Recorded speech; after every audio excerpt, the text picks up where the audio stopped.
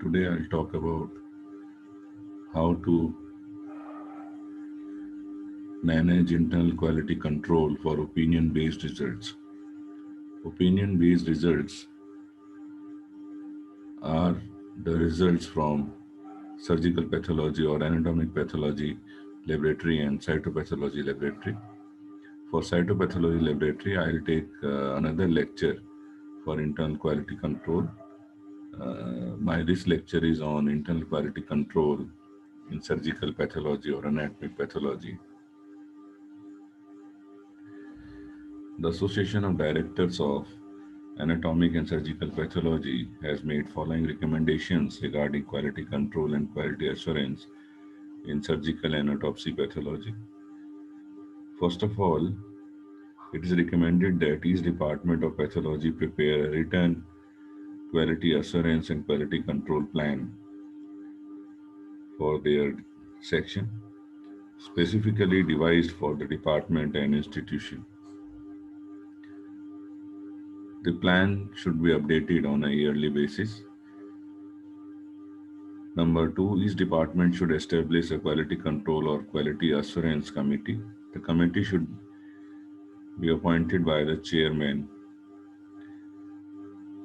on a yearly basis. It should meet monthly, be chaired by a senior pathologist, and have as members representatives from the principal section or the divisions of the department.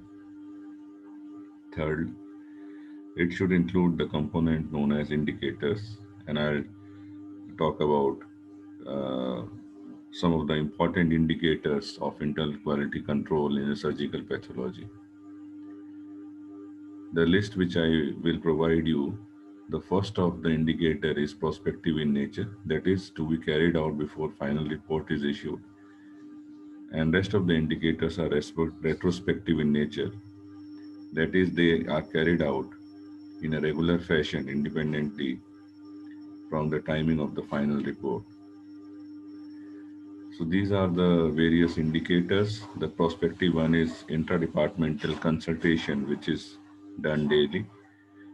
The other indicators are retrospective, include intradepartmental consultation, frozen section review, which is done weekly, surgical pathology cases random review, done weekly, autopsy cases random review, anatomical pathology clinical indicators, interdepartmental and interdepartmental conferences, interinstitutional review, which is done monthly, specimen adequacy record kept daily, lost specimen record, which is recorded monthly, single event report should have a permanent log, histology slide delivery, quality control to histology, and quality control from histology. These are done daily. And then I'll talk about the autopsy pathology and surgical pathology turnaround times. So, intradepartmental consultation, it is held daily using a multi-headed microscope.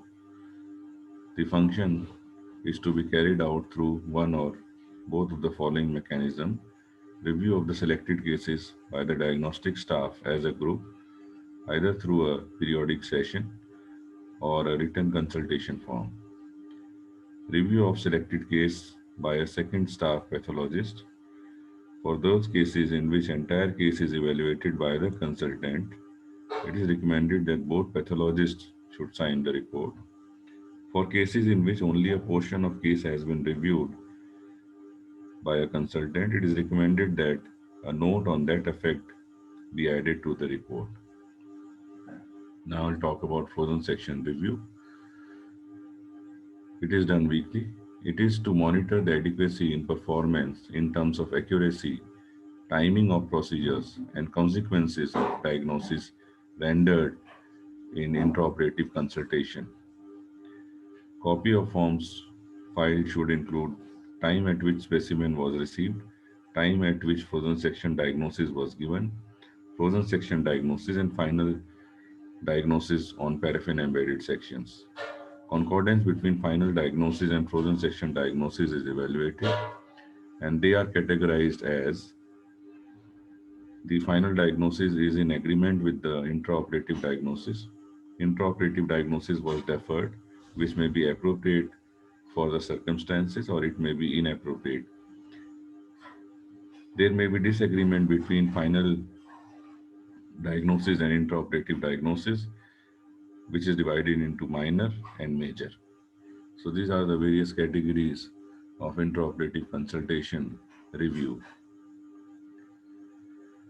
So then for all cases in disagreement major and deferral inappropriate, it means that disagreement major and deferral inappropriate. These two categories, the reason for the uh, result should be categorized into following headings: interpretation problems, log sampling problems, specimen handling problems, technical inadequacy, lack of essential clinical or pathological data, or any other reason. So, for this agreement, major and deferral inappropriate categories, uh, we should classify them according to medical consequences, and the medical consequences may be none, may be minor or questionable, or may be major. So, what is the goal for frozen section review quality control? The acceptable accuracy threshold for intraoperative consultation is 3%. Acceptable threshold for deferral inappropriate cases is 10%. Now I'll talk about random case review, which is done weekly. Following cases to be reviewed on a random basis: surgical pathology 1% or 25 per month, whichever is larger. For autopsy pathology 10% or 2 per month, whichever is larger. The review on the randomly selected cases should include all materials related to them, including final report, microscopic slides, turnaround time, and special procedures carried out, if any. Then comes interdepartmental and interdepartmental conferences. For all cases presented in these conferences, diagnostics be listed in the final report, be compared with the final report made by presenter when reviewing the case for conference. Interinstitutional review carried out on the request of patient or clinician or other institution or as a part of cooperative study. It should be done monthly. Acceptable threshold for clinically significant disagreement in interinstitutional review is set arbitrarily to 2%. Specimen adequacy report monitored daily. The adequacy of submission of specimen to laboratory be monitored in terms of fixation, safety requirement, and proper identification. Lost specimen threshold is 1 in 3000. It should be documented monthly. Then comes histology QC, that is QC related to histology lab, include record of time of delivery of slides, evaluation of slide quality as performed by pathologist, and evaluation of tissue adequacy as performed by the histotechnologist. Then comes isolated event report. Isolated event not contemplated in any of the previously described indicators be documented through the issuing of an isolated event report, and all such reports should be kept in permanent log. Finally, I'll talk about surgical pathology turnaround time. For biopsies, verbal report should be delivered in 1 day and written report in 2 days. For surgical specimens, verbal report should be delivered in 2 days and written report in 3 days. Extra time should be allowed for the following procedures. These procedures need these extra time in days.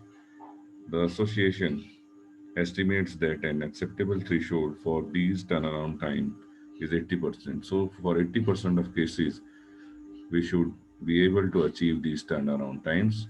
For autopsy pathology, the turnaround time is for provisional report it is 1 working days, and for final report it is 30 days. So thank you very much.